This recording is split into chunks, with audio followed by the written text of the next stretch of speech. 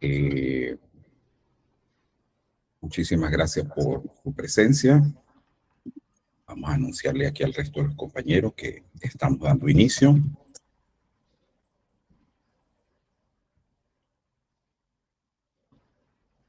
momento, por favor, acá.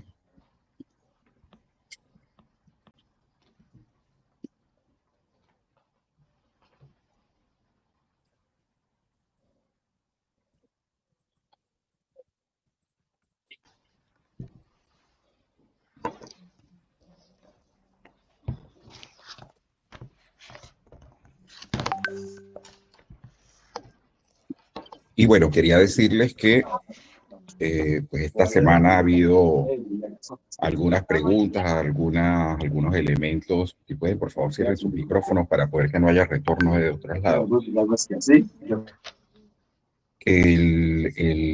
Ha habido algunas consultas interesantes por demás del inicio de esta actividad, que tiene todavía como tiempo de desarrollo el 13 de febrero, una actividad que les voy a pedir a todos que pues las desarrollemos. Hoy evidentemente vamos a trabajar sobre ella, pero con mucha pauta, y me hicieron unas preguntas interesantes que quiero compartir también en el sentido de algunos tecnicismos. Entonces yo agradecería un montón el poder sobre todo detallar el hecho de que sabemos que tenemos un criterio, un protocolo para desarrollar cada una de estas cosas. Y voy a ir compartiendo la pantalla para efectos de,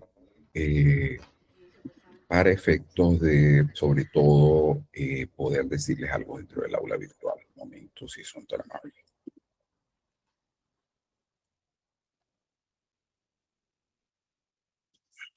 ¿Me confirman cuando estén viendo la pantalla del aula? ¿Ya la vemos? Sí, señor. Sí, señor.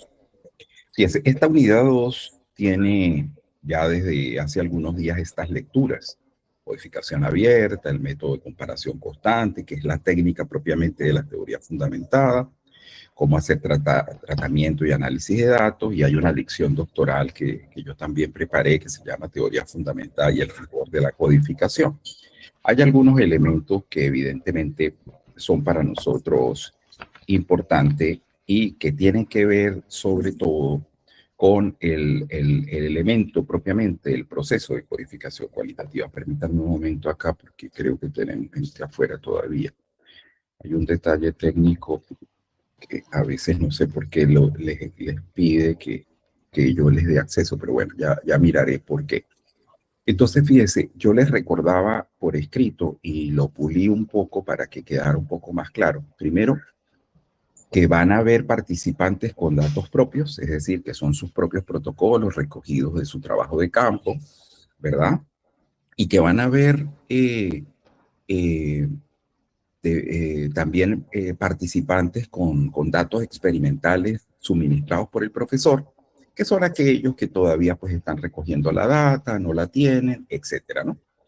Y para todos los casos yo pido que, sobre todo en el caso de los experimentales, consideres cuáles son los objetivos y el hilo de los instrumentos. Eso está aquí en el archivo de consideraciones iniciales del ejercicio, que yo no sé si lo abren o yo lo abro y ustedes lo ven. No sé si lo están viendo. ¿Sí lo ven?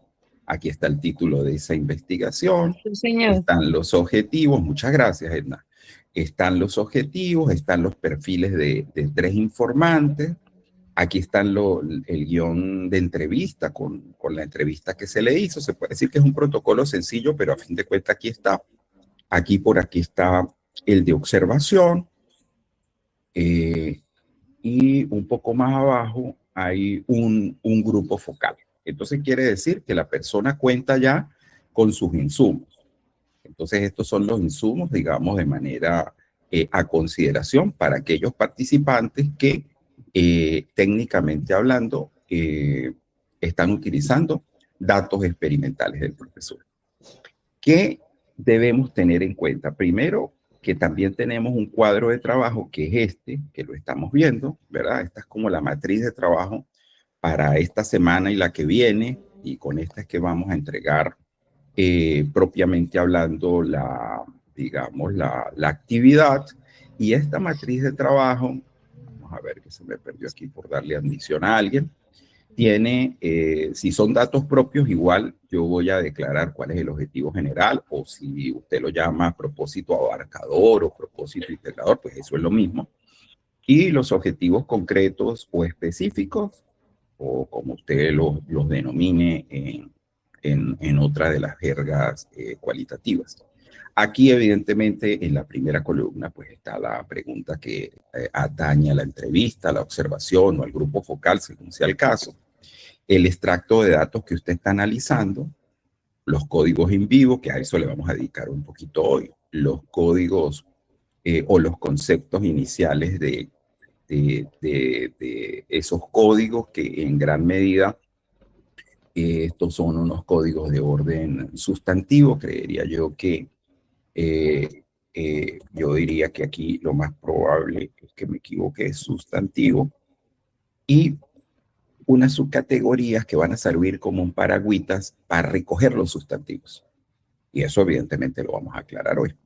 Esta parte de notas o memos son elementos muy fundamentales que uno como investigador va escribiendo en la medida que hace el análisis, y creería yo que son de esas cosas que son supremamente valiosas, porque llega un momento en que hay tantos datos que evidentemente esto es complejo. Pero regreso al aula. Yo aquí decía que si utiliza datos propios, debe usar todos los datos. Entonces, hubo personas esta semana que me consultaron y me dijeron, doctor Cristancho, yo tengo, qué sé yo, 3 entrevistas de 14 preguntas cada uno, pero adicionalmente tengo una observación de no sé cuántos criterios observables, más un grupo focal. ¿Qué hago? Para mí, ustedes deben trabajar con todos sus datos. Ahora, hay gente que me lo ha dicho, tal vez no en este grupo, pero sí seguramente me ha pasado en otros momentos. Me dice, profesor, como evidentemente estamos haciendo una simulación, pues realmente yo no alcanzo, por ejemplo, a trabajar toda la instrumentación con esos niveles porque es muy grande. Entonces yo le digo lo siguiente. Primero, para mí es muy ideal que trabajemos con todos los datos. Pero si usted está consciente que no puede, o su equipo no puede trabajar con toda esta instrumentación, yo lo único que le puedo decir es lo siguiente. Este adelanto que usted haga en hallazgo y hermenéutica es un adelanto que luego va a tener que reconstruir cuando esté haciendo su tesis. Porque cuando usted deja datos sin considerar, realmente, por muy bonito que se vea, ese resultado no es acorde porque usted está dejando fuera, sin considerar, el resto de los datos desde los primeros momentos de análisis y, por supuesto, hasta que usted llega y hace la construcción que vamos a hacer aquí, que es una aproximación al constructo teórico, o sea, aproximación teórica, constructos teóricos, etc. Entonces, yo tampoco puedo agarrar una entrevista y agarrar 3 preguntas y un entrevistado, y con eso digo, le cubrí el profesor Cristancho el cuadro de codificación axial. Eso realmente es muy pobre. Aquí tenemos 2 semanas precisamente, porque el análisis que necesitamos es profundo, ¿ok? Fíjense que mis datos parecieran ser pequeños, pero tienen 3 instrumentos y unos cuantos ítems. Entonces, ¿qué ocurre? La analítica debe ser integral para yo saber que yo saturé los datos y trabajé de una manera correcta. Otra aclaración que debo hacer, y ahorita les doy derecho de palabra para los que quieran preguntarme lo que sea, se requiere que evidentemente estos datos propios o experimentales, desde este momento que estamos haciendo la actividad los 2, sean los mismos para todas las actividades del curso. O sea que yo no puedo hoy pretender trabajar, por ejemplo, con los datos de Edna y mañana decir, no, vamos a trabajar ahora la segunda actividad con los datos de Pedro, para que él también tenga oportunidad acá. O sea, pues, estaríamos haciendo un arroz con mango que debe quedar muy bueno, pero terriblemente en investigación. Entonces, tenemos que trabajar con los mismos datos de aquí hasta que finalicemos el curso. Y es importante, sobre todo, este punto de la consideración de cuántos datos. Ahora, yo no soy una persona inflexible desde ningún punto de vista. Yo sí creo que si usted quiere, de repente, tiene entrevistas, observaciones y grupo focal, y quiere por lo menos en un primer momento hacer solo las entrevistas, vamos a suponer que es así, usted esté muy consciente que, pero entonces serán 3 entrevistas, un poco como me decía la persona que me escribió, que bueno, tienen 14 preguntas cada uno, entonces se tendrán 3 informantes con sus 14 preguntas cada uno, pero con la conciencia clara de que ese análisis para transportabilidad de la tesis no tiene validez porque usted está haciendo una analítica parcial del dato. Entonces el relacionamiento, la agrupación está viéndose comprometida, pero sí necesito en gran medida ver un trabajo que tenga un nivel de profundidad bastante bueno, porque eso es lo que venimos a hacer. Y demás está decir que, bueno, esto es un curso de nivel doctoral. Entonces, esas serían como las aclaraciones importantes. Por favor, a todos declaren en el cuadro de los objetivos las cosas bien para yo poder mirar también y saber, bueno, ok, estos son los objetivos que tiene aquí. Yo intuyo que este instrumento está respondiendo a tal cosa.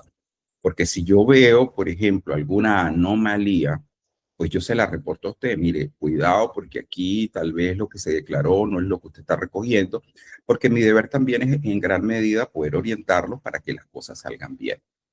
Otra cosa que quiero decirles, y ahorita abrimos el derecho de palabra, es que, como saben, abrimos los grupos para la selección de la entrega, que esa entrega será para el día 14. Tenemos aquí hasta el momento 8 equipos, no sé si los están viendo. A Pedro, a Elizabeth y a Ana Angélica no les he colocado verde para crear porque yo no tengo aquí el tipo de método y técnica de investigación que ellos van a usar. Entonces necesito que me la declare. Entonces entiendo hoy que Pedro por allí me escribió que está en tránsito por cuestiones de familia. Yo le pido a Elizabeth o a Ana Angélica que declaren claramente cuáles son los elementos de método y técnica de esta investigación para yo también poder orientar claramente el procesamiento analítico. ¿Qué voy a hacer yo con esto que tengo yo acá? El aula, lamentablemente, y ya he pedido la activación de ese módulo, tiene la activación de grupos, pero parcialmente activada. Y digo parcialmente activada porque yo tengo que crear los grupos de manera manual. Cuando yo podía activar un módulo donde prácticamente ustedes entren y hagan una selección simple y los que están en el primer grupo son los del primero, los del segundo y así por el estilo. Entonces ahora a mí me toca con este listado irme y decirle, mire, el grupo 1 es Durley, Wilson, Liliana, Derly, y entonces ya ellos los empiezan a reconocer y les permiten hacer la entrega. Y cuando uno de ellos, el que sea que esté autorizado por el grupo, haga la entrega de la actividad, inmediatamente coloca en paz y salvo al resto. Es como que si los demás la hubiesen entregado. ¿Por qué? Porque entregas individuales no lo está permitiendo. Entonces tenemos que pertenecer a un grupo. Entonces yo le pido al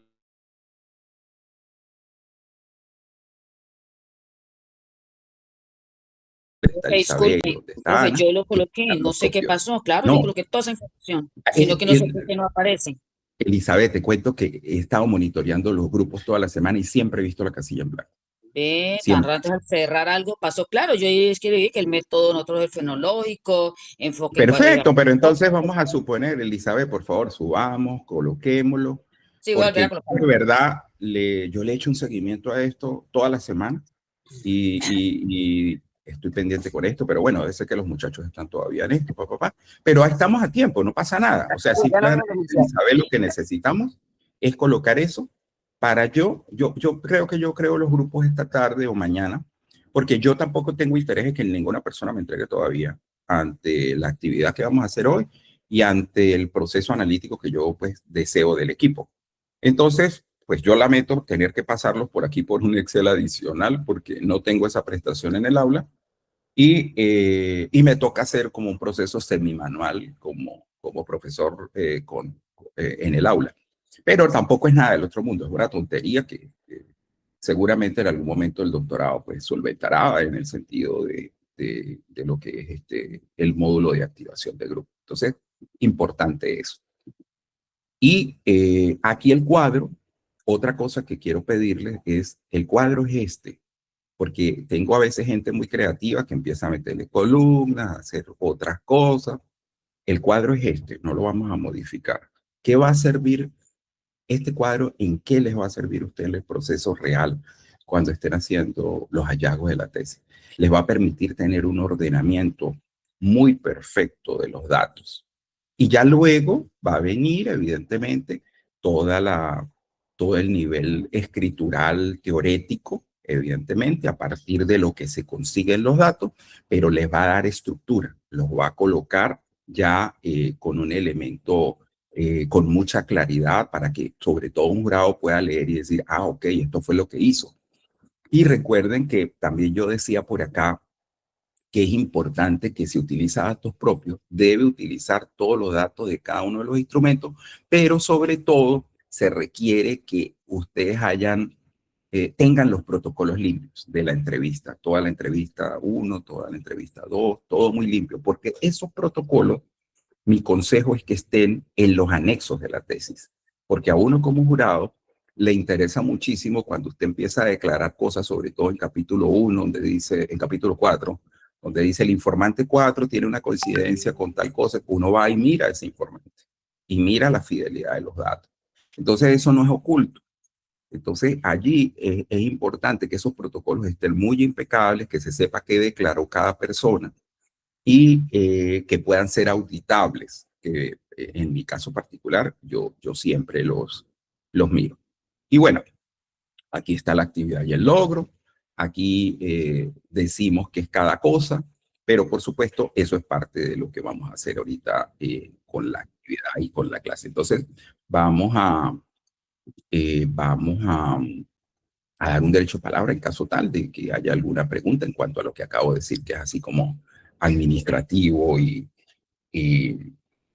académico, ¿no? De lo que estamos haciendo. ¿Qué preguntas hay sobre este proceso? Porque el protocolo, evidentemente, hablo de la forma como vamos a hacer las cosas, pues la idea es que las hagamos de esa manera, que es como muy controlada, pero evidentemente también muy ordenada, diría yo, más que control, porque yo creo que el control de los datos lo tienen ustedes. Sobre todo yo lo que quiero es mucho ordenamiento, porque este tipo de trabajo tiene que ser muy prolijos, muy estables desde todo punto de vista. Entonces, Wilson, adelante. A tu orden. Doctor Sancho, buenos días. Buenos días. Buenos días, compañeras, compañeros. Wilson, Pues si puedes, nuestro, sepárate un poquito del micrófono o algo, porque te oigo como dentro de un hueco y no te entiendo muy bien. Yo no sé si eh, ustedes me oyen bien a mí, porque estoy usando unos audífonos y a veces no sé si se oye con claridad. Bueno, Ana y sí, Ana me dice que se está oye. perfecto, está perfecto. ¿Cómo, Wilson? Está perfecto. Ok, gracias. Wilson, dale a ver si te escucho bien. Bien, lo que ocurre es que, bueno, nuestro grupo, digamos que ya estamos trabajando en la tabla analítica. El primer proceso pues ya lo tenemos, que viene siendo como los instrumentos como tal. Esta segunda parte, no sé si a otros compañeros de pronto también les consiga la consulta, es que yo personalmente estamos trabajando Atlas P en nuestra tesis como tal, pero aquí hay algo que nos confunde un poco y es que como en el Atlas P tiene código sin vivo, pero también código, o sea, tiene dos eh, dentro de esa estructura, dentro de esa herramienta, los tiene por separado, es decir, código y código en vivo. Entonces, eh, ¿cuál sería la diferencia? Porque tú acá lo tienes como concepto que ya nos aclara, pero dentro del Atlas sí dice código y código in vivo. Entonces, eh, dentro de mi ignorancia, y me disculpo, viene siendo lo mismo, ¿sí? Porque un código es como una estructura, una palabra o en nuestra labor docente, una lluvia de ideas de ese fragmento o párrafo. Entonces, ¿cuál será la diferencia entre la columna que tú dices código inicial y código sin vivo? Eso es, doctor Cristán. Muchas gracias.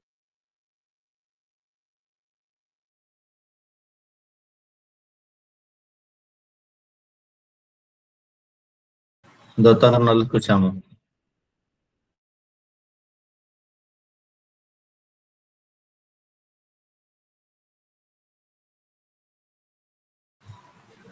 Doctor, tiene el micrófono apagado. Ay, gracias, Henry. Gracias. Sí, señor. Estaba aquí conversando con el micrófono cerrado. Pues mira, le decía a Wilson que, bueno, de antemano agradecido por la pregunta. También veía que en el grupo ya Elizabeth había actualizado. Muchísimas gracias. Mira, aquí hay un detalle técnico y qué buena la pregunta, evidentemente, con esos diferenciales. Ustedes pueden trabajar con cualquier herramienta en paralelo, pero lo importante es que llevemos el ritmo de cómo vamos haciendo el proceso. Yo acá, después del cuadro, precisamente, hacía unas, permítanme, a ver si lo puedo poner un poquitico más grande. Parece que toda esta documentación está en línea. Vamos a ver si lo podemos ampliar un poquito acá. Ok, se ve mejor, ¿verdad? Ya se ve un poco mejor, debe verse más claro. Voy a cerrar mi cámara para optimizar un poquito aquí la cosa. Me confirman, ¿verdad? Están viendo el documento. Cuando yo hablo primero, yo hablo de que en este proceso lo primero que hay que analizar son las transcripciones completas. Por eso la relevancia y la importancia de tener los protocolos ya listos. Eso sería lo primero.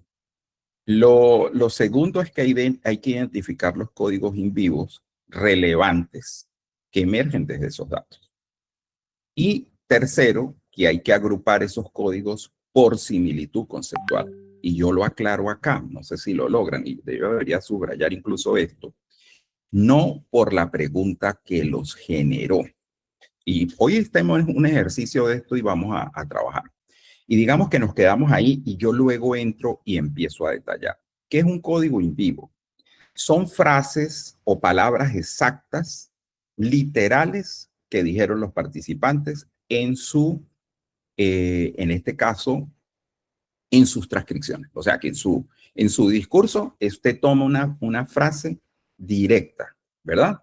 Y esas frases literales nos van a permitir a futuro hacer una categorización de esos datos.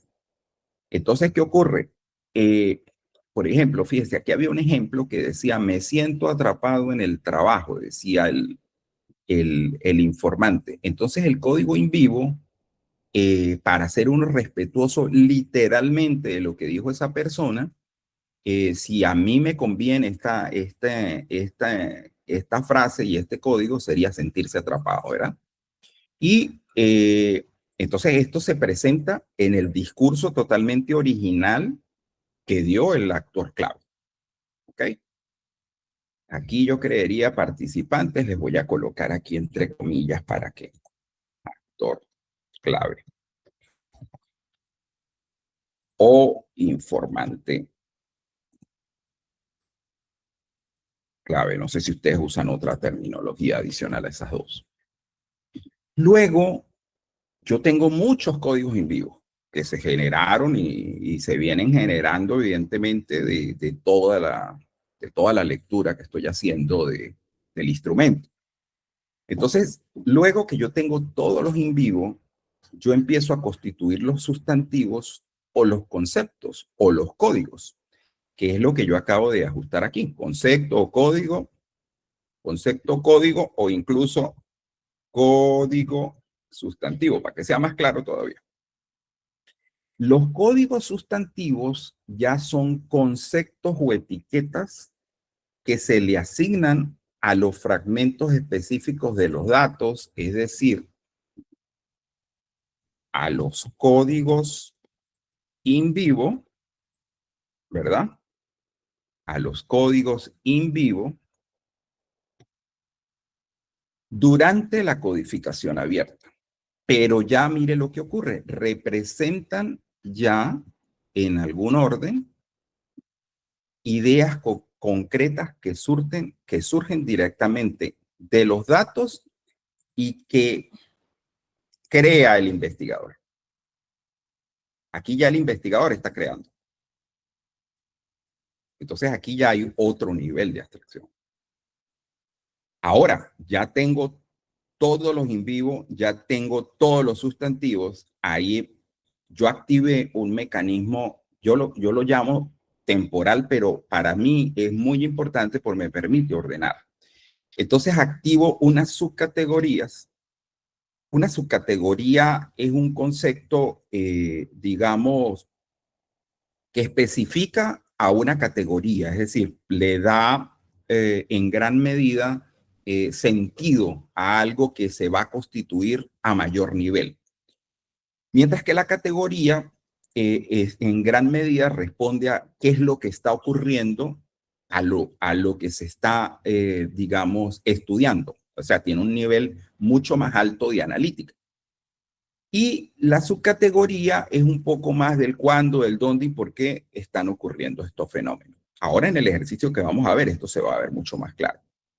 Entonces, en las codificaciones y en este ejercicio particular, las subcategorías van a servir única y exclusivamente para agrupar códigos sustantivos que se refieran directamente al contenido del dato que yo necesito ya empezar a agrupar o ordenar, y que como tal ya comparten algunas propiedades comunes.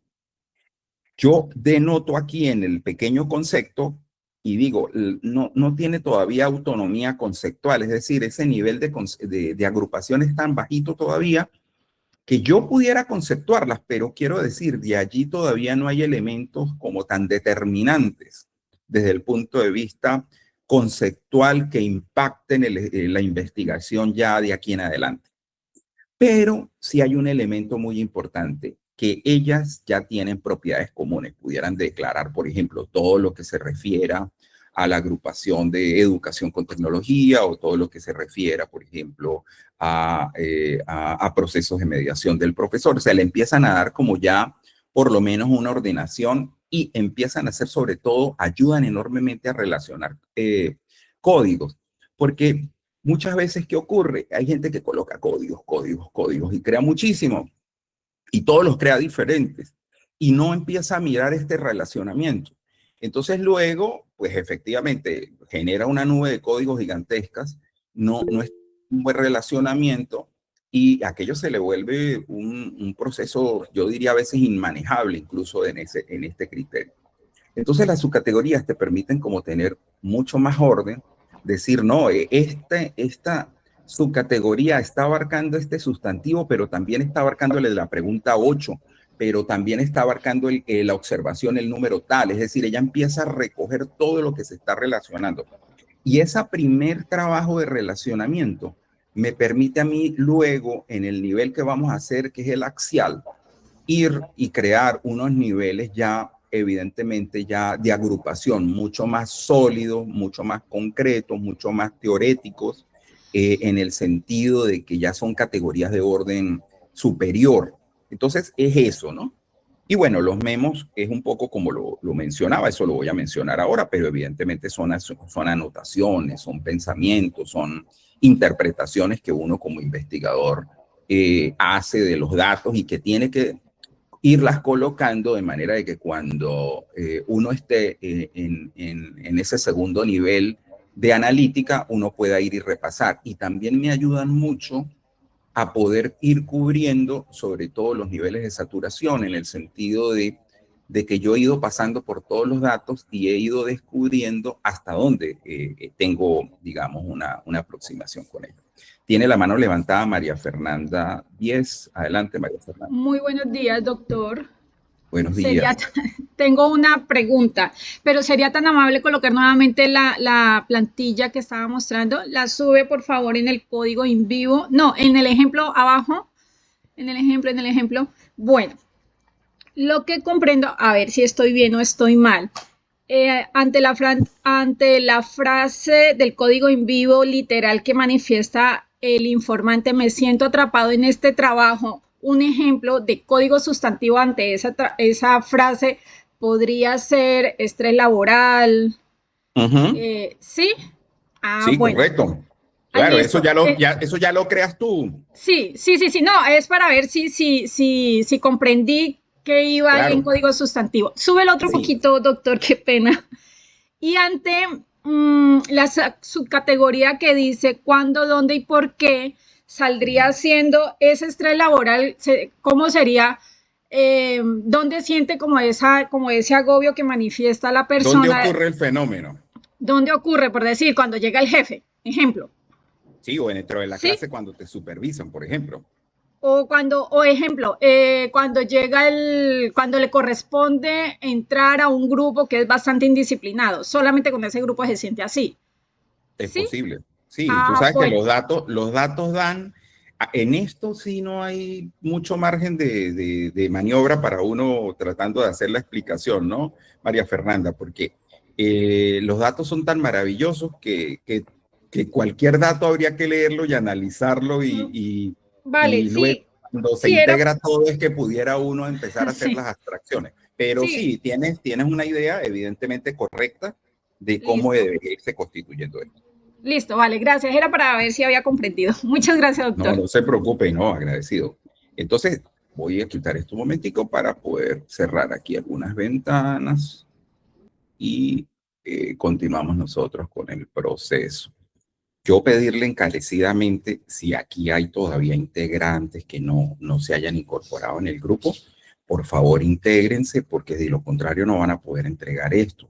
Entonces, ojo, o también no quisiera creer que pudiera pasar esto, que también me ha pasado, que de repente, voy a dar aquí un ejemplo, José Alberto, que soy yo, evidentemente estoy haciendo equipo con Sandra Yesenia, por mencionar algo.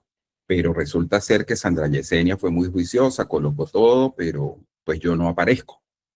Si yo no aparezco y luego queda Sandra sola, cuando el profesor califique, no, profe, pero era que yo estaba con ella. No, ahí sí, qué pena. O sea, la única que va a obtener nota es Sandra.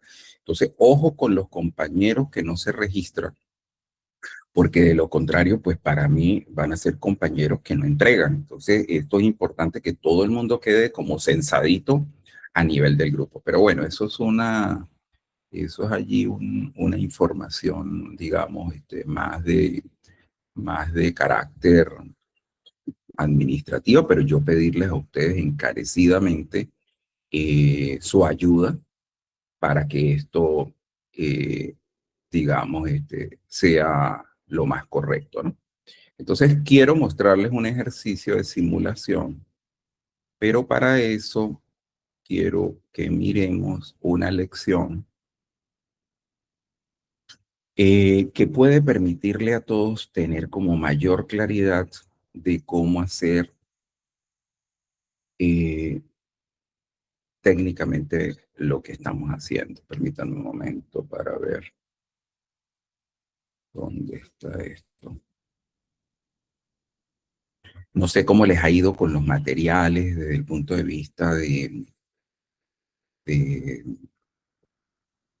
las lecturas. Yo de verdad que hago mucha curación de contenido para que ustedes tengan, digamos, pues lo mejor que sea posible. Los datos. Adelante, Mónica, dime, cuéntame a tu orden. Gracias, doctor. Buen día. Buen Ya que día. lo menciono, yo tengo una duda. Hay un documento dentro de las lecturas que se llama Tratamiento y Análisis de Datos Cualitativos por tipo de método de investigación. Entonces, el documento, doctor, nos presenta 5 métodos, ¿sí? Sí. ¿El tuyo estaba ahí o faltó alguno? Faltó el ¿Cuál te faltó? hermenéutico. Doctor, el hermenéutico no está. O no sé si revisé mal, pero el método No, es posible hermenéutico. que no esté, pero con el hermenéutico tenemos ventajas. ¿Por qué tenemos ventajas? Porque Sí, todos doctor. igual vamos a estar aplicando ese criterio, digamos, como per se, ¿no? Como tal, ¿no? Pero con todo gusto yo te puedo hacer esa inclusión ahí, porque toda Le esa agradezco mucho, documentación, doctor. esa documentación es mía. Entonces, pues no hay ningún problema, ¿no? Le agradezco mucho, doctor. Y hay una cosa, yo aprovecho tu pregunta, Mónica. Sí, Mire, señor. el método hermenéutico es un enfoque cualitativo y filosófico que básicamente está centrado en interpretación y comprensión profunda de textos, acciones y fenómenos humanos. Eso lo van a tener que hacer todos con cualquiera de los métodos declarados. Entonces, muchas veces, cuando uno dice nada más método hermenéutico, a veces uno dice, bueno, pues sí, pero es que todos están ahí. ¿Cuál es la técnica? Que es donde luego venimos, ¿no? ¿Cómo vas a trabajar los datos? Que es un poco lo que yo también estoy tratando de decir acá, porque todo el mundo va a hacer esto. Los de teoría fundamentada. La diferencia con fenomenología, ¿cuál es? Que igual va a ser esa interpretación y comprensión de elementos humanos, pero la diferencia es que va a ser mucha reflexión. El que está con teoría fundamentada, ¿qué está haciendo? Está interpretando y comprendiendo datos. O pudiera estar haciendo también analítica de alguna ley, de algún texto, porque eso evidentemente también es. Pero luego la cosa es, ajá, ¿y usted cómo va a analizar los datos? Entonces, mi esfuerzo de utilizar esta técnica, que es la que ustedes van a ver, es que ese famoso círculo hermenéutico tiene que aterrizar en alguna parte. Y es cómo voy yo haciendo la analítica de los datos y voy haciendo la interpretación y la emergencia. En el fenomenológico está, si bien hay fases, como todos, no es menos cierto que va a depender de la interpretación y allí pues la mirada subjetiva del investigador siempre va a estar privando muchísimo. En esta que estamos utilizando, nosotros queremos estar tan apegados a los datos de manera inductiva que esto sea casi una auditoría casi perfecta para que usted luego siquiera haga la reflexión que le venga lugar, para que usted luego haga la comprensión profunda que le dé lugar, pero garantizando que utilizó y relacionó todas las partes, que es un poco lo que también dice el círculo hermenéutico, relacionar partes en todo un proceso circular y dialéctico. Entonces, otro elemento que aplica y que yo diría que por eso es que digo que esto no transversalmente nos coloca a todos, que ahí hay una comprensión que no es lineal, sino que es unos elementos, digamos, transversalizados, donde incluso el diálogo permanente en el sentido de los elementos que privan, si por ejemplo es una obra o un texto, evidentemente, pues allí van con todos los prejuicios y los conocimientos previos que tenga el que está interpretando también, ¿no? Pero siempre buscando que, pues, hacer una construcción de significado más amplia y digamos, más aterrizada, que es el aporte al conocimiento, Mónica. Entonces, digamos que el hermenéutico va a tener un elemento presente en todas las investigaciones, y tal vez la variable que no van a tener todos los demás es que aquí sí hay una subjetividad muy consciente. ¿Por qué? Porque ahí los prejuicios del investigador como parte del proceso son parte de la misma reflexión. ¿Para qué? Para que el propio investigador no vaya a sesgar la interpretación. Entonces, digamos que es bueno, yo creo que todos aplicamos, creo que lo dije la primera vez, ¿no? Hay que tener mucho cuidado con mis cosas, porque entonces empiezo yo a aterrizar y a hacer cosas más por lo que pienso yo que por lo que me dijo la gente. Entonces, pues yo no sé hasta dónde eso sea creíble en el sentido investigativo. No sé si, Mónica, te aclaré la cuestión. Sí, pero yo te lo coloco, no te preocupes. Bueno, Coloco eso, muchísimas gracias. Sí, yo pues te lo coloco para efectos de que tú lo tengas y qué bueno. Y fíjate, Mónica, eso también me va a servir precisamente la declaración de la tabla que tuviste. Sí, señor. Sirve a mí enormemente porque entonces yo digo, mira, aquí hay una investigación, acción participativa. Entonces yo hago apuntalamiento. Porque ¿qué ocurre? Pues también yo le apunto un poco a no llenar a nuestros participantes con todas las cosas habidas y por haber, sino concentrarnos en los métodos que ellos están utilizando. ¿Ok? Correcto, doctor. Sí, me queda muy claro. Le agradezco también el aporte y pues, doctor, recomendarle no lo vaya a olvidar porque los ejemplos que No, para muestra el nada, Mónica. documento, los ejemplos que muestra el documento después de cada método son muy claros y créame que ya tengo como otra ventana abierta a lo que vengo trabajando. Entonces, le agradezco, doctor, muy amable. No, a usted muchísimas gracias por su pregunta. Yo creo que con todas las preguntas que nos hacemos, nos retroalimentamos todos muy bien y eso es la idea de este tipo de actividades. Bueno, vamos a mirar un Excel que yo tengo por aquí. Avísenme cuando vean el Excel. ¿Lo están viendo? Este Excel, vamos a ver cómo lo colocamos un poquitico más grande. ¿Cómo se ve ahí? ¿Sí lo están viendo? Ahorita estoy fuera de la pantalla. ¿Me confirman por voz o no lo están viendo el Excel? No, sí lo están viendo. Bien. Cualquier cosa me interrumpe porque voy a colocar la pantalla digamos, la voy a sobresaltar o va a estar ampliada y no voy a ver lo que está atrás. Mire, esto es un cuadro como el que ustedes hacen. Y esto es unos datos que vamos a utilizar en la actividad académica del día de hoy, en nuestra segunda actividad académica. Fíjense, aquí está pregunta de entrevista u observación. ¿Por qué? Porque los datos del ejemplo para el día de hoy, que no tienen, por cierto, nada que ver con los experimentales ni con ningún otro, estos son datos totalmente factibles, creados, son hipotéticos, no son reales, me van a servir para el ejemplo, ¿no? Aquí está el extracto de los datos, aquí están los códigos en vivo, aquí está el código o el concepto inicial y el del sustantivo, que era un poco lo que aclarábamos hace un rato, la subcategoría y mis propios membros. Entonces, fíjese usted, yo aquí tengo una suerte como de 3 entrevistados con 3 entrevistas y luego en el ejercicio, cuando lo vean un poquito más adelante en el siguiente nivel, se van a dar cuenta que yo tuve que incorporar 2 observaciones más para poder hacer saturación de datos. Y esto es muy bueno decirlo aquí, porque muchas veces usted tiene y dice, no, yo tengo 3 informantes declarados, cosa que me parece, por cierto, muy pequeña, pero bueno, a veces hay 3 y si no hay más, pues esos son. Pero a veces cuando uno hace la analítica, uno dice, caramba, aquí quedaron cosas pendientes. Ahí yo debería buscar un cuarto. Yo debería buscar un cuarto por algún lado.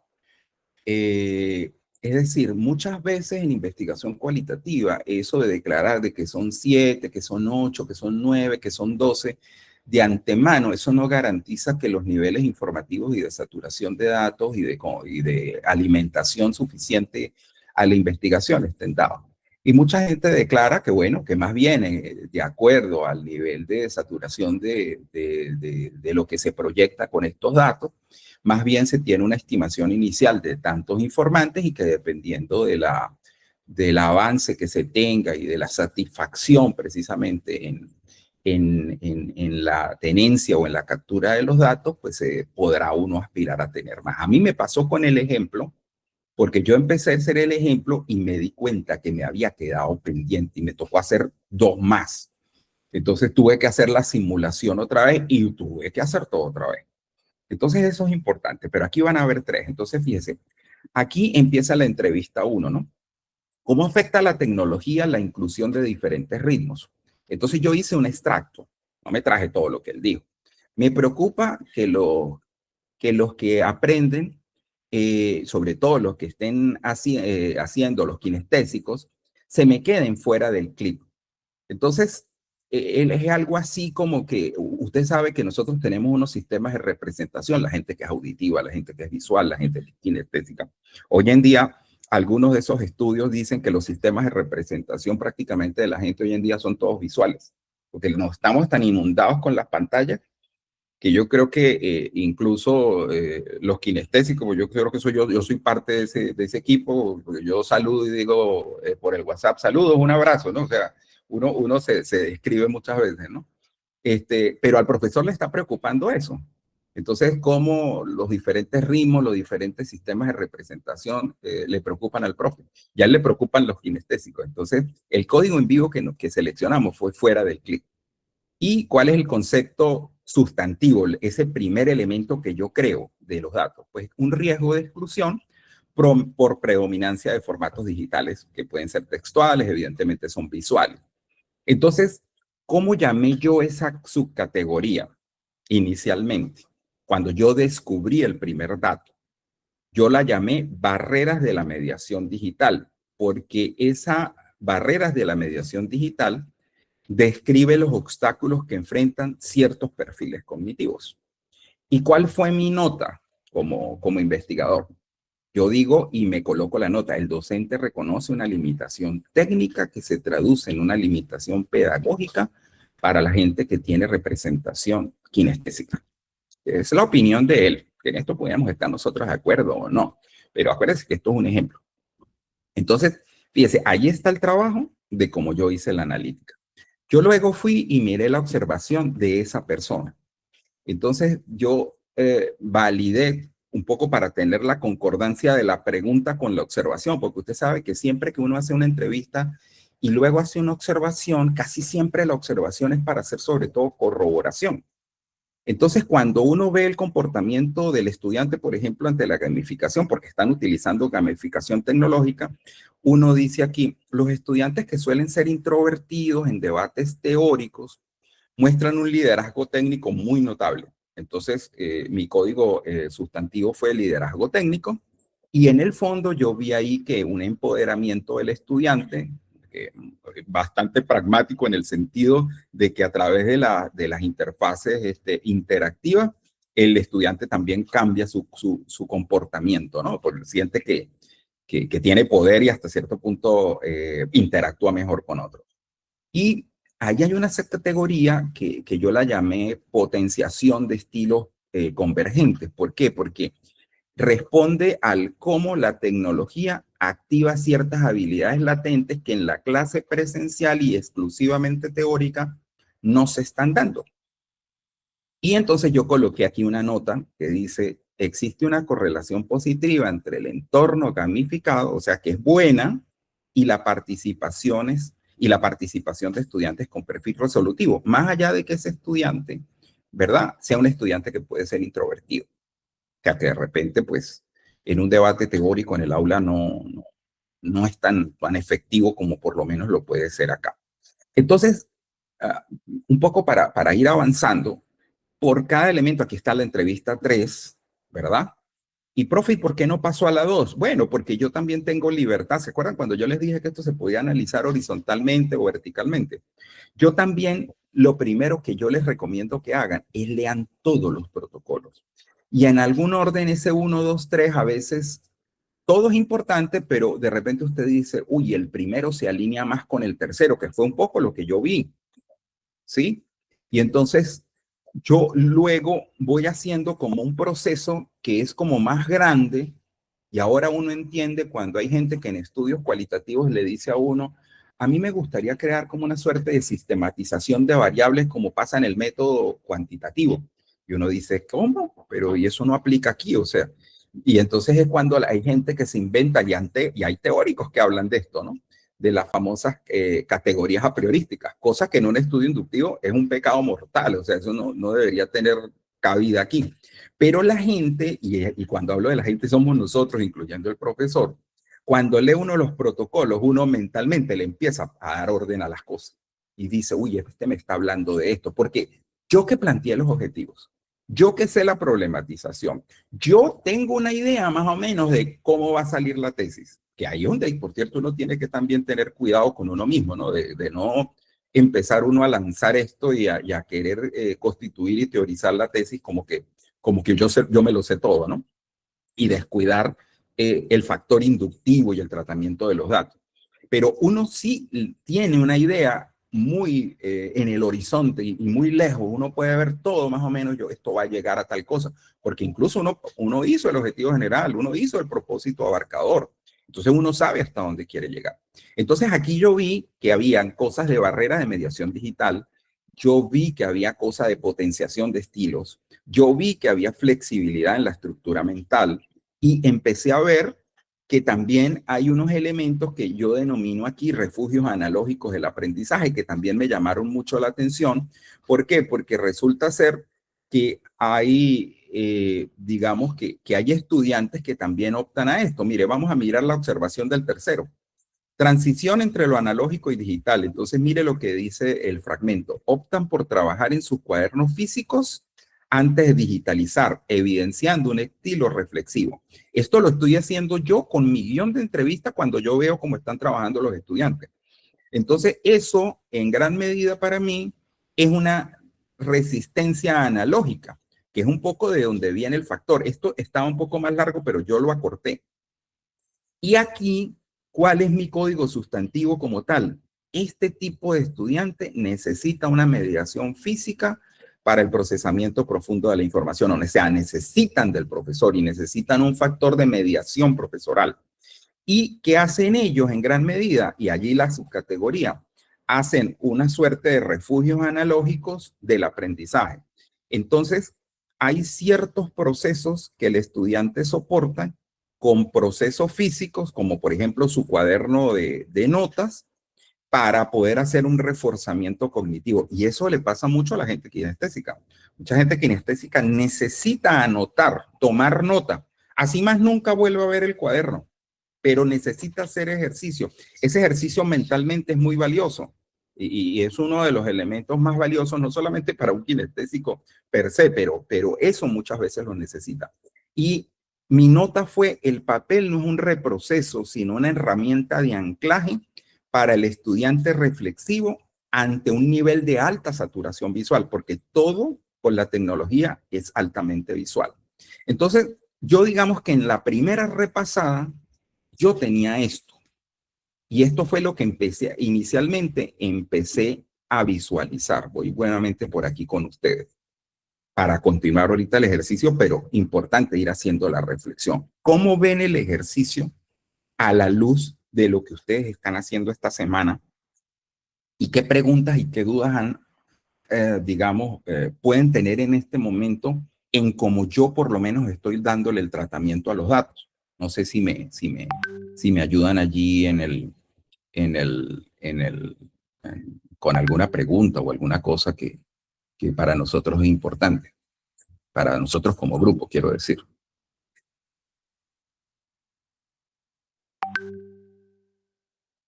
¿Ninguno por acá? Por ahora no, estamos como concentradísimos escuchándolo, doctor.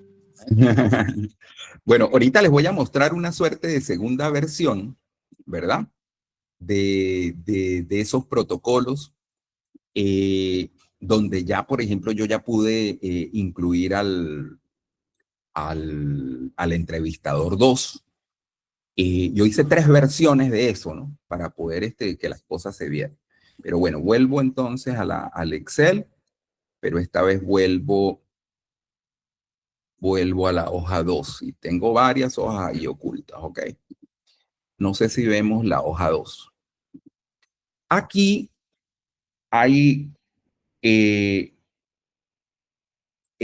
otras visuales que los mismos informantes, voy a colocarla un poquito más amplia. Díganme oralmente si están viendo bien, por favor, que ya amplié la pantalla. Sí, señor, se ve bien. Sí, claro. Muy bien. ¿Sí? Ok.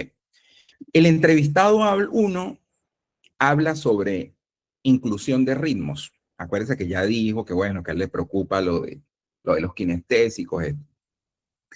Entonces, en el extracto de los datos, él habla de que el puente es muy angosto para tantos estilos de caminar, hablando de los sistemas representacionales de los estudiantes y hablando que el único canal que está utilizando él con mediación es la tecnología, porque la investigación hipotéticamente trata de un profesor o de profesores universitarios haciendo uso o incidencia incluso en estilos de aprendizaje con herramientas de tipo tecnológico, que puede ser cualquiera, o sea, desde un aula virtual convencional hasta una inteligencia artificial, ¿no?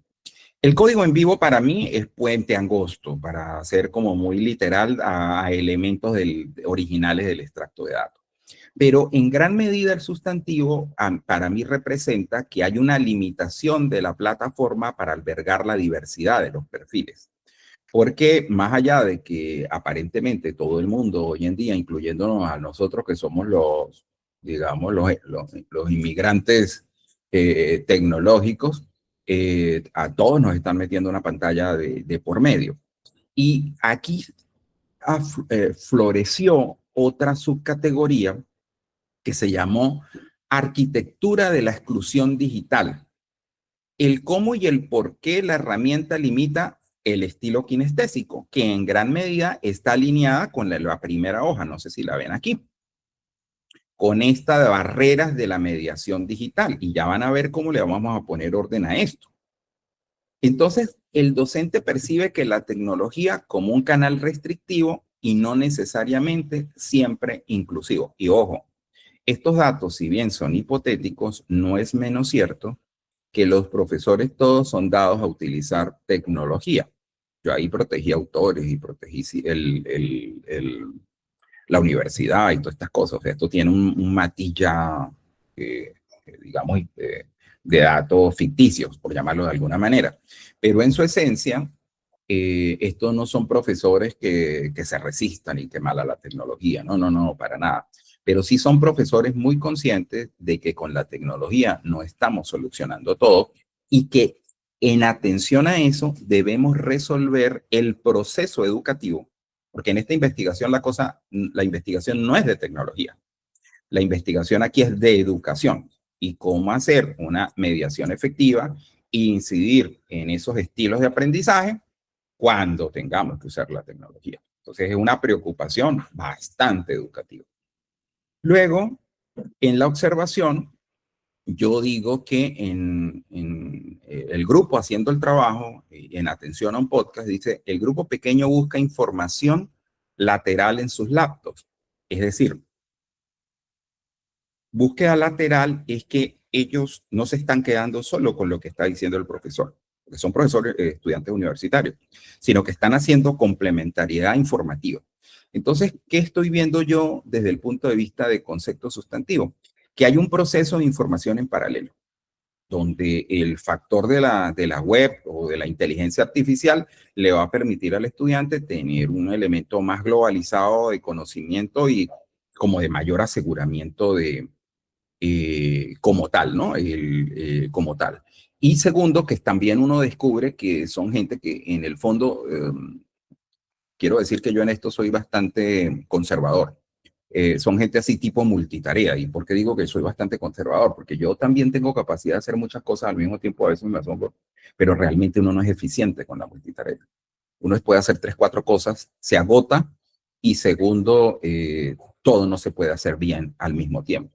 Entonces, esto pasa mucho con la gente joven que pasa de una pantalla a otra, pasa de un dispositivo a otra, tienen la agilidad técnica, pero eso no está dándonos una garantía de que todo está saliendo bien. Y segundo, allí entonces empieza a haber una subcategoría que se llama autonomía en el flujo de la información, que son las estrategias que el propio estudiante utiliza para complementar el estímulo auditivo. Es decir, él está oyendo, porque acuérdense que el profesor les colocó un podcast en su clase, pero él está haciendo complementariedad informativa con una laptop, con una herramienta de inteligencia, consultando en la web, etc. Entonces, aquí lo que estamos viendo en la nota que yo dejo como investigador es que la multitarea digital parece ser una respuesta natural al estilo global ante estímulos lineales, porque como lo único que le están ofreciendo es un audio en este momento, ahorita en esa está comiendo los auditivos, pero los visuales o los kinestésicos, si queremos trabajar otros sistemas de representaciones, como no tienen sino un solo canal, ellos empiezan a utilizar elementos alternativos. Hay gente que seguramente buscaron un video en YouTube y los colocan y le colocan subtítulos y van leyendo los subtítulos, pero a fin de cuentas están teniendo visualización y van oyendo la otra cosa. Eso se ve en un aula universitaria de manera muy convencional. Entonces, fíjense que ahí empieza a haber también otro elemento que, si bien la educación tiene 2 grandes procesos, el proceso de enseñanza, pero también el proceso de aprendizaje, que a mí siempre me es importante que hablemos de proceso de enseñanza y de aprendizaje. No es enseñanza-aprendizaje, no es una sola cosa. El estudiante prácticamente es el propietario de la A. Yo puedo incidir mucho con la E, pero a fin de cuentas, con toda la normativa que usted quiera imponer, así sea una escuela militar, el estudiante hace con su forma de aprender lo que el estudiante quiera. ¿Ok? Entonces, en eso hay mucha rebeldía. El entrevistado 2, que no lo habíamos visto hasta el momento, allí estamos hablando sobre el uso de simuladores. Entonces, aquí él dice, la tecnología aquí no es un lujo, es un lenguaje en el que ellos piensan. Entonces, bueno, el código in vivo es lenguaje en el que piensan, porque lo saqué del fragmento. Y el sustantivo es cuando yo ya miro que allí lo que está ocurriendo es que hay una naturalización de la interfaz técnica como proceso cognitivo. O sea que este profesor sí en gran medida hace unos procesos de mediación como muy efectivos entre lo que él aporta como mediador o como facilitador, permítanme la palabra, y la interfaz que lo está apoyando, ese colega que lo acompaña, que en este caso es la tecnología. Entonces allí se da, a mi criterio, una subcategoría que mimesis cognitiva tecnológica, que no es es una subcategoría que básicamente identifica el software con el pensamiento pragmático del estudiante. ¿Por qué? Porque en gran medida él muy seguramente selecciona también elementos de alta usabilidad, es decir, que se comprenden muy bien, que tienen un relacionamiento bastante adecuado, hace variación muy seguramente de los aspectos de carácter técnico, etc. Y la nota mía como investigador es que yo lo que vi ahí es que se satura la idea de que para, por ejemplo, ingeniería, el software es el medio del pensamiento y no solo la herramienta. ¿Por qué? Porque en lo que estaban ellos estaban haciendo era algo en una clase de programación y entonces el software ahí no era necesariamente per se una herramienta virtual, sino que él le permitía en gran medida, en algunos momentos incluso con ensayo y error, poder hacer procesos de alto nivel cognitivo para poder hacer resolución y que, por ejemplo, la rutina corriera, diera el resultado correcto. Y allí, pues evidentemente, el software está ayudando a consolidar, digamos, ese pensamiento pragmático, pero también digamos, sí, de metacognición el proceso metacognitivo se está dando en esa interacción. Entonces, es bien interesante lo que ocurre allí. Ese profesor también usó Kahoot, que como ustedes saben, también es una herramienta de uso libre por allí y se puede utilizar para hacer notas y todo este tipo de cosas. Y allí, digamos que él usó la herramienta porque cuando él usa la herramienta en su fragmento, él dice que los estudiantes introvertidos muestran mucho liderazgo técnico cuando la están usando. Esa y otra. Entonces allí fluye un elemento que se llama liderazgo técnico, porque los estudiantes se sienten muy apropiados y muy poderosos porque dominan la herramienta. Entonces allí se da una suerte de reconfiguración de los roles entre el profesor y los estudiantes. ¿Por qué? Porque los estudiantes tienen altas competencias digitales en ese momento. Y se da, evidentemente, una subcategoría que la llamamos empoderamiento del perfil convergente, porque el éxito técnico genera seguridad en los estudiantes, sobre todo en estudiantes que son muy pasivos. Y para mí la reflexión, mi memo, mi nota es que el anonimato o la velocidad de juego favorece a quienes procesan rápido y actúan. Y ese estilo rápido, no importa si son estudiantes pasivos, introvertidos o de otro orden, lo importante allí es el procesamiento rápido y la actuación eficiente que puede hacer un estudiante cuando está haciendo eso. Entonces, fíjense que ahí han salido varias cosas y bueno, no los quiero agobiar con todo esto porque les quiero mostrar la tercera versión, que es cuando ya uno dice, bueno, pero ya como yo he ido para arriba y para abajo, pues yo también quisiera ver dónde caramba esto se empieza a alinear. Pero como siempre, me es muy importante preguntarles cómo ven las cosas hasta este momento y qué preguntas surgen, digamos, de lo que estamos viendo, porque básicamente esto es nuestra primera tarea. Adelante, Elizabeth. Profe, pues en el caso mío que tengo, ¿no? Las 3 entrevistas, pues yo ahí miro en el ejemplo, ¿no? Que se revuelve entrevista, conservación, pero igual yo puedo trabajar en el cuadro, ¿no? Entrevista 1 y todas las preguntas de mi entrevista 1 y diligenciar el cuadro, ¿no? Luego hacer un cuadro para entrevista 2 y luego un cuadro para entrevistas 3, ¿no? Separadito. Y el grupo focal. Sí, Elizabeth, eso se puede hacer. Dirá, me harían como 4 cuadros, las 3 entrevistas y un grupo focal. Ok, sí, eso estás totalmente en lo cierto, Elizabeth. Eso lo puedes hacer así, si te parece. Yo creería que no hay ningún digamos, ningún inconveniente de mi parte. Sí, solamente que yo identificaría entrevista número 1, listo, encima del cuadro, la otra entrevista número 2, así, y el otro grupo focal.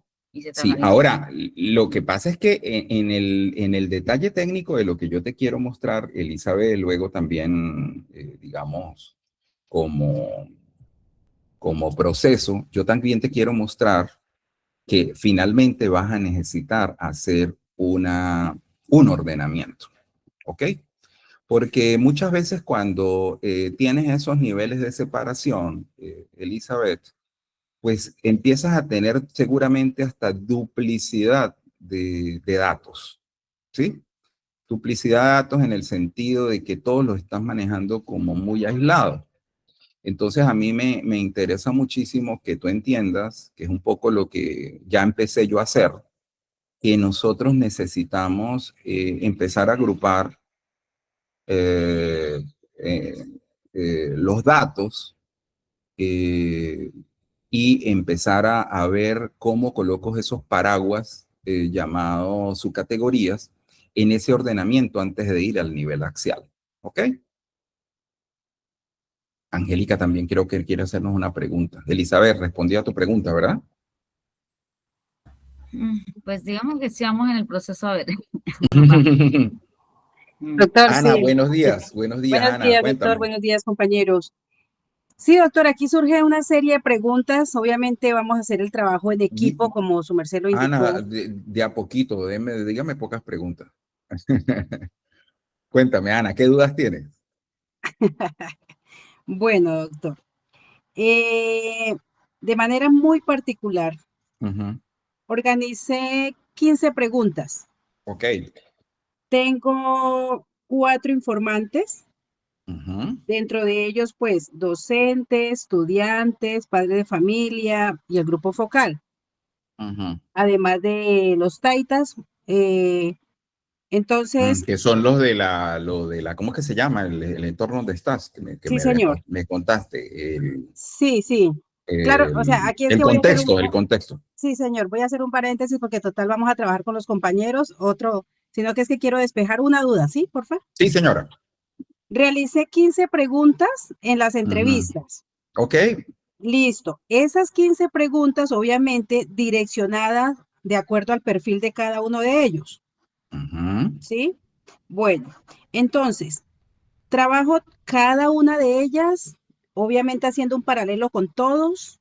Es lo que prácticamente estoy como que asimilando Sí, ¿cierto? Sí, sí. O sea, no voy a dejar ni una por fuera. De hecho, todas son importantísimas. Todas. No, es que si no estás haciendo las cosas a medias. Ah, perfecto, doctor. No hay no más, gracias. Listo.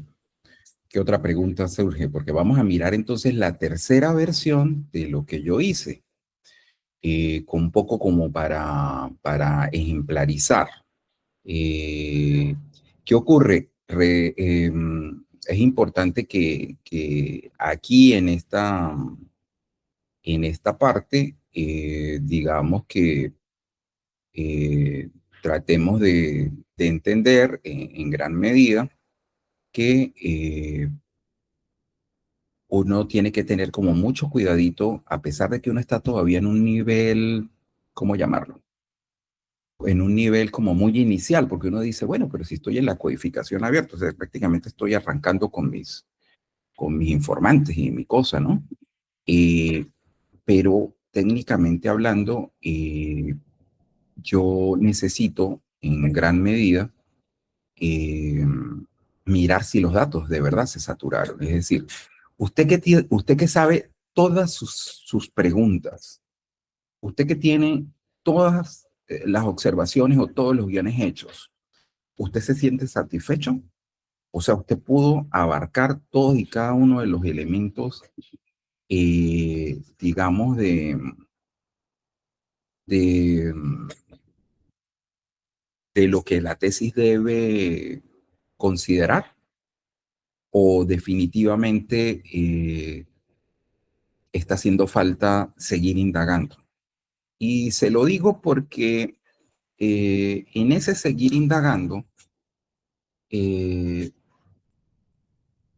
muchas veces vamos a tener que recurrir a más informantes.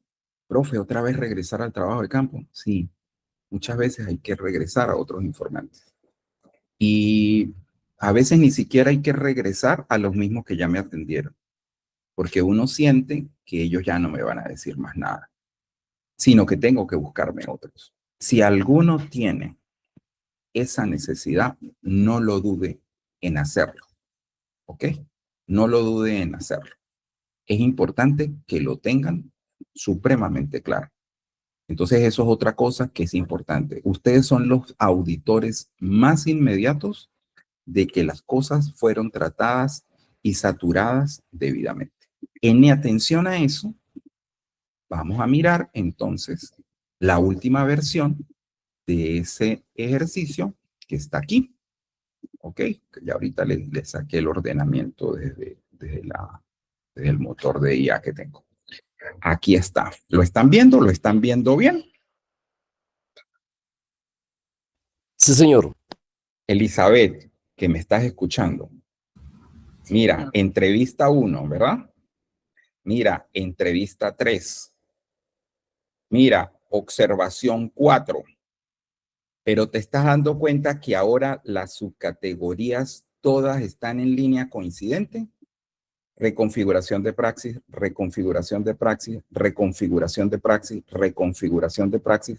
Y las observaciones y los entrevistados son variados. Y a eso me refería Elizabeth y todos.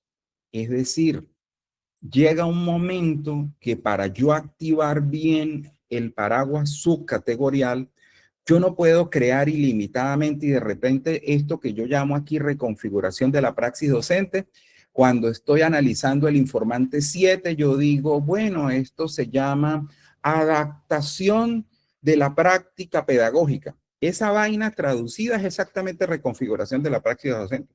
Tú no puedes tener dos paraguas que digan lo mismo. Entonces tú te tienes que traer indistintamente de la pregunta, indistintamente del instrumento, tú te tienes que traer y colocar bajo un mismo paraguas los códigos sustantivos dentro de las subcategorías.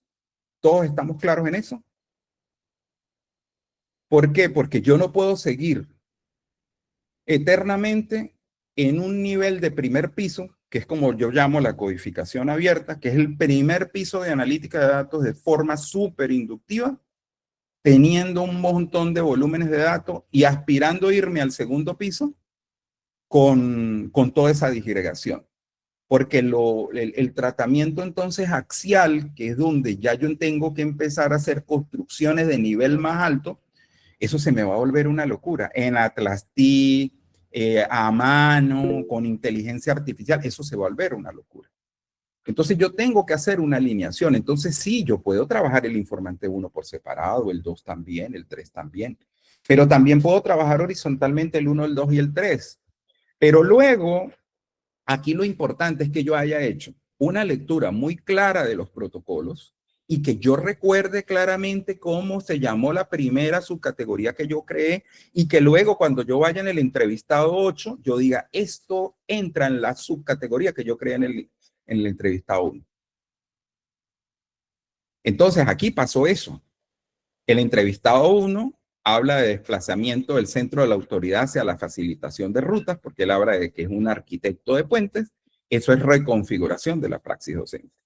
El entrevistado 3 habla de la gestión de la incertidumbre y el error como motor pedagógico, porque él es un curador de dudas. Eso es reconfiguración docente. Voy. Elizabeth, dime. Tengo que regresar para poder ver quién es. Pero sí, profe, que para llegar ya a esa agrupación, pues yo tengo que trabajarla primero individual. Yo tengo que trabajarlas individual para llegar a ese punto. Bueno, es que casualmente yo estaba arrancando con mi tutora, sino que suspendí el trabajo con ella porque dije, si no se ha dado la asignatura de hermenéutica, que ahí nos van a explicar, pues para qué. Entonces, Dios sí, Elizabeth, mire primero la asignatura de hermenéutica y luego continuamos en tutoría 3. Pero casualmente con ella ya iba allá. Ella me dijo, primero hay que trabajarlos individual. Trabaja las 14 preguntas en una tabla que ella me dio y después viene la agrupación que hay donde ella me decía, mire, la respuesta de este entrevistado coincide con la respuesta del entrevistado 2. Entonces ahí llega el punto que es como ya otra tabla, que es cuando ya mira, llegamos acá, cuando usted está diciendo, mire, el 1 está coincidiendo la subcategoría con el 8, ahí sí les agrupo, pero yo no puedo saberlo hasta no trabajarlo individual primero, hacer ese trabajo individual para luego sacarlo. Totalmente de acuerdo, Elizabeth, y estás haciéndolo muy bien y tu tutora te dio una instrucción correcta. Aquí lo importante, Elizabeth, y importante todos, es que lo que hay que entender que yo no hago nada con todo ese montón de tablas individuales si finalmente no termino en algo como esto, ¿sí? Porque es la única manera de incluso decir que yo saturé los datos. Mire, yo trabajé todo, lo alineé y aquí en este nivel inicial de analítica, ya aquí no hay más nada que ver, ni tampoco tengo que regresarme a buscar más datos. Y allí hay un paso de aseguramiento enorme, porque ya usted con estas subcategorías se va a ir con un alto nivel de seguridad, porque esto ya tiene una agrupación por propiedades comunes, se va a ir hacia un nivel de orden superior, que sería una categoría emergente. ¿Ok? Entonces, importante eso. Permítanme un segundito acá y ya estoy con ustedes nuevamente. Un momento, por favor.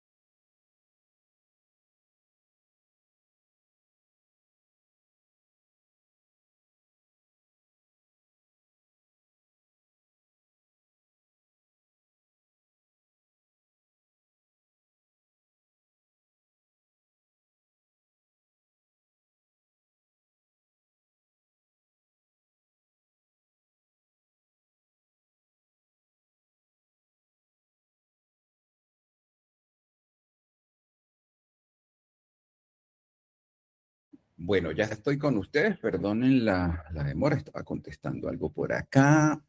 Aquí hay un invitado que quiere entrar. Carlos David. Permitirle entrar a Carlos David. Y, ok, seguimos aquí. Ven mi pantalla, ¿verdad? ¿Están viendo el Excel? ¿Me confirman? Sí, señor. Señor. Perfecto, están viendo el Excel. Entonces, fíjese usted lo que le decía Elizabeth y a todos. Entonces, aquí ya vamos a tener un nivel de agrupación por propiedades comunes. Aquí no tenemos mayor nivel de teorización, pero sí de agrupación y de ordenamiento. Entonces, vemos cómo el entrevistado 1, dentro de sus elementos ya de código sustantivo, ya me apunta a una subcategoría de reconfiguración de la praxis. Aquí hablan de gestión de la incertidumbre, va para reconfiguración de la praxis. Aquí hablan de mediación semántica entre el soporte analógico y el digital. Hay reconfiguración de la praxis. ¿Por qué? Porque la praxis incluye validar lenguajes diversos, mapas, dibujos, para asegurar el aprendizaje. Y mire, la importancia de las notas. A esto no le hemos prestado como muchas notas, mucho hoy, ¿no? ¿Se dan cuenta la relevancia de las notas o memos o las reflexiones e interpretaciones que hago yo como investigador cuando estoy haciendo la analítica de los datos? Porque fíjese usted, aquí mire lo que ocurre en la primera. El docente abandona la clase magistral para diseñar entornos de tránsito en la información. Eso a mí me va a servir en el nivel axial y el selectivo para poder teorizar. Aquí abajo yo digo, existe un patrón, el docente ahora cura. Curar es un poco lo que yo hago con mis materiales. Yo les hago las mejores recopilaciones, les hago construcciones propias, selecciono el contenido. ¿Por qué? Porque evidentemente todos sabemos que hay sobreabundancia digital o sabemos que de repente un libro pues es extremadamente gigantesco para considerarlo en tan poco tiempo. Entonces eso es curación de contenido. Entonces mire lo que pasa allí. Ahí empieza a ver hasta cierto punto, se empiezan a ver cosas que el docente empieza a hacer y que empieza a crear, que lo convierten ahora en una suerte de reconfiguración de lo que el docente hace dentro de su praxis pedagógica. ¿Por qué hablamos de praxis? Porque lo está haciendo sobre la ejecución, sobre la práctica misma, ¿sí? Cuando lo ejecuta. Aquí vemos que la praxis incluye validar lenguajes diversos, es decir, el tipo trabaja con mapas mentales, trabaja con dibujos, pero él en gran medida hace una mediación semántica de manera de que la gente se vaya con un buen aprendizaje, ¿no? Y evidentemente él entiende que tiene que llevar desde lo analógico, es decir, desde el cuaderno, desde el pizarrón, elementos que sean tan buenos y suficientes en el elemento digitalizado. Y yo no sé si se están dando cuenta que aquí estamos teniendo una observación 4. Yo no tenía hasta el momento sino 3 entrevistados. Resulta ser que aquí está apareciendo el que me tocó ir a buscar. ¿Por qué? Porque necesité como terminar de saturar un poco ese elemento específicamente de mediación docente con tecnología. Luego, mire, tengo la observación 5, o sea que tuve que buscar hasta un quinto. Y allí, en esa, conseguí también una reconfiguración de la praxis docente. Entonces, allí es lo que yo vi es que la praxis se vuelve un acto de apertura de la tecnología, no solamente de uso, sino que la tecnología empieza a tomar unos elementos relevantes en el sentido de que no es una herramienta que uno la utiliza porque sí, no, sino así como cuando uno a veces dice, yo quiero hacer el curso de Atlastina, entonces uno empieza a pegarle clips por todas partes, pero no ha pasado por esto que estamos haciendo todos nosotros.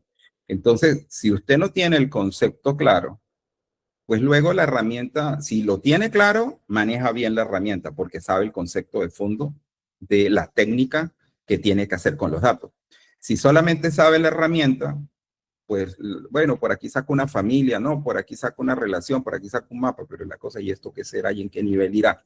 Entonces ahí empieza a tener un problema. Hacer esa relación desde el punto de vista de la praxis y empoderar, evidentemente, con una enseñanza, no solamente el concepto, sino también, evidentemente, el funcionamiento técnico, genera una autonomía suficiente en las personas, en este caso en los estudiantes, y evidentemente genera potencia en el sentido de lo que hacen, ¿no?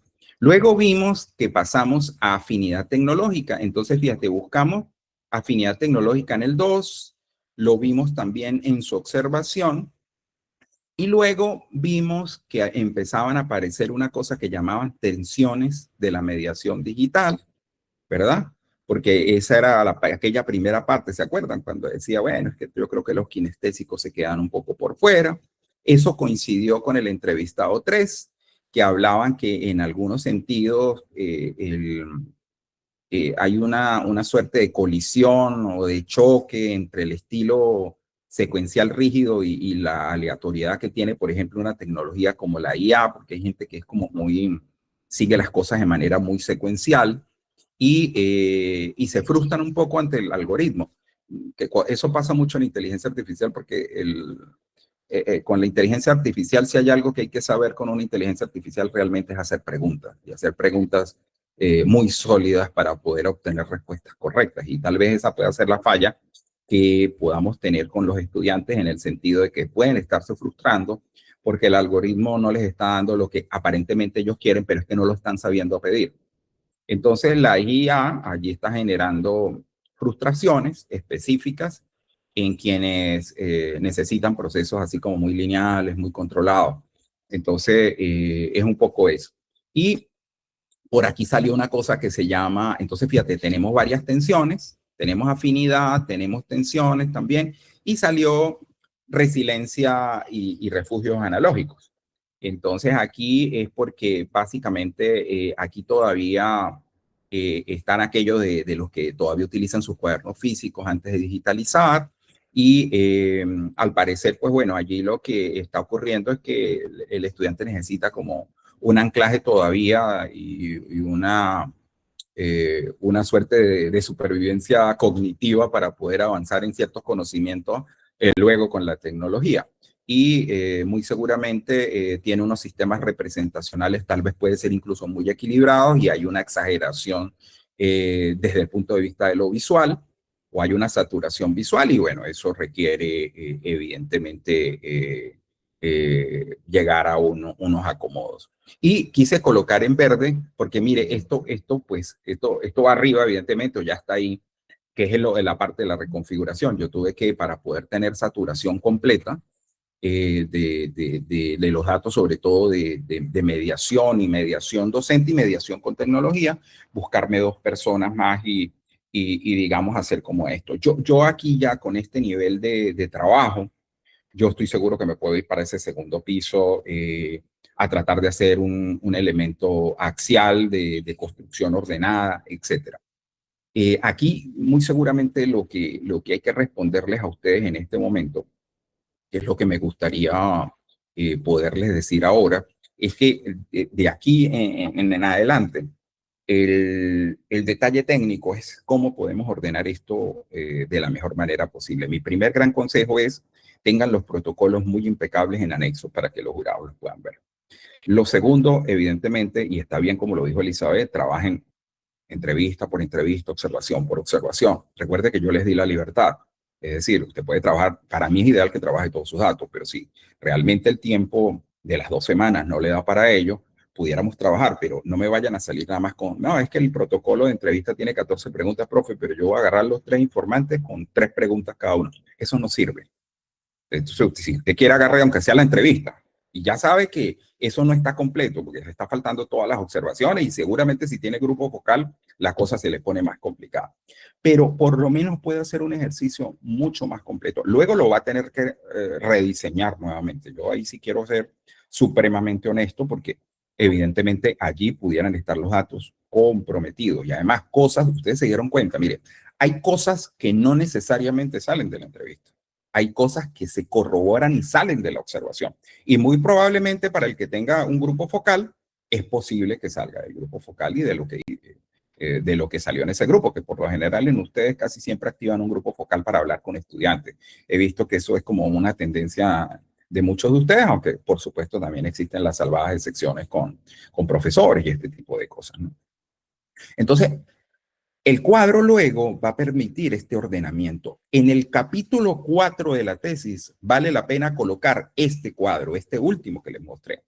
Todo lo demás puede ser un trabajo analítico interno que luego se va a corroborar básicamente en el nivel escritural, porque ahorita nosotros lo que estamos viendo es un cuadro muy ordenado, pero allí falta todo el elemento teórico que justifique por qué yo llegué a esa subcategoría, que justifique por qué yo hablé de ese código sustantivo, que justifique por qué yo hablo del informante 1 con el informante 4, por qué los agrupo. Es decir, que el cuadro es lo que el lector de mi tesis dice, bueno, este es el ordenamiento que la persona tiene.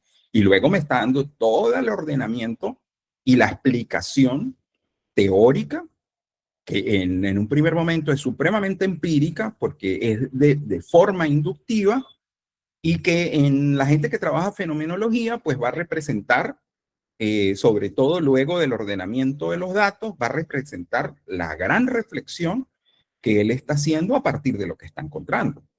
Y allí, pues, el discurso tiene que ser muy concreto y eso evidentemente lo vamos a manejar un poco más adelante.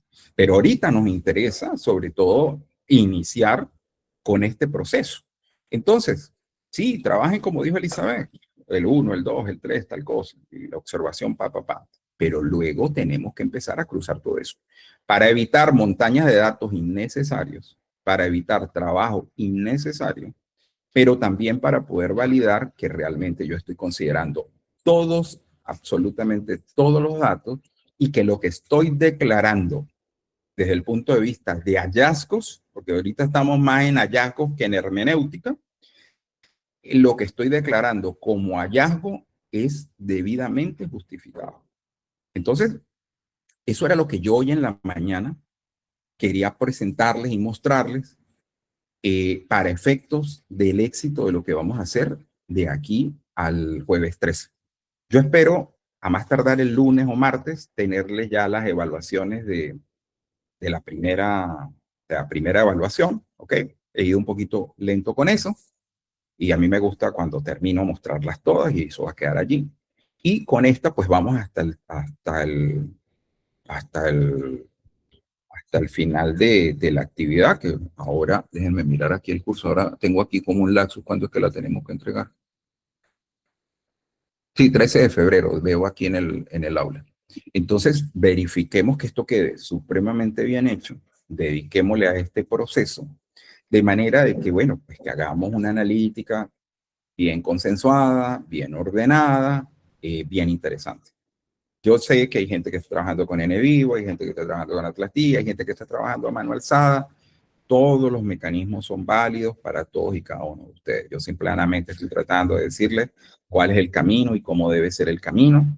Incluso sé de gente que pueda estar trabajando en inteligencia artificial, que también tiene una gran alternativa, pero pues, la inteligencia artificial no funciona en automático. La inteligencia artificial funciona en la medida de mis análisis, en la medida de mis reflexiones, en la medida de los ordenamientos que yo hago, así como funciona el Atlas TI, porque si bien el Atlas TI antes era solamente un organizador, hoy en día tenemos la organización y tenemos un motor de IA que me ayuda también en eso. Y luego miraremos entonces también algunos esquemas de carácter gráfico para mostrar entonces las relaciones, las consecuencias y otros factores que evidentemente son importantes en los datos. Pero por lo menos en el nivel que vamos, necesitamos asegurar este primer piso para poder seguir el tratamiento. Entonces, bueno, yo en la mañana de hoy es lo que tenía para ofrecerles y espero que, pues, que haya sido productiva, que les haya orientado y que en el fondo pues les haya gustado la forma como lo estamos haciendo. Y bueno, como siempre lo hemos hecho, agradezco a la gente que me pregunta. Muchas veces me preguntan en la noche, pues si ya no atiendo el teléfono a esa hora, les contesto en la mañana, pero siempre estoy muy atento de cualquier duda o cualquier interrogante que ustedes me hagan. Entonces también tenemos un canal digamos, de comunicación entre ustedes, vamos atendiendo las cosas y antes la autonomía y la buena disposición también de ustedes para ir avanzando con seguridad a los equipos, pedirles el compromiso. El trabajo es de todos, allí no va trabajando Mónica Zambrano ella con fuerza y José Alberto Cristancho haciéndose del que no y que Mónica responda, ¿no? Aquí es todo el equipo respondiendo, trabajando, aprendiendo entre ustedes. Uno se hace doctor haciendo la tesis doctoral. Es en el momento que se hace doctor. Uno no se hace doctor el día que le entregan el título. Entonces es importante eso. De mi parte es todo. Agradecerles a todos su tiempo y darles los buenos días y sobre todo pues darles un muy buen fin de semana. A todos, muchas gracias. Igualmente, doctor, gracias. Usted, doctor, muchas gracias. Muchas gracias. Hasta luego. Hasta luego. A ustedes, muchas gracias. Muchas gracias, doctor. Dios los bendiga. Amén, muchas gracias. Buenos días. Muchas gracias. Gracias, Jamie. Bueno, vamos a cerrar la sesión.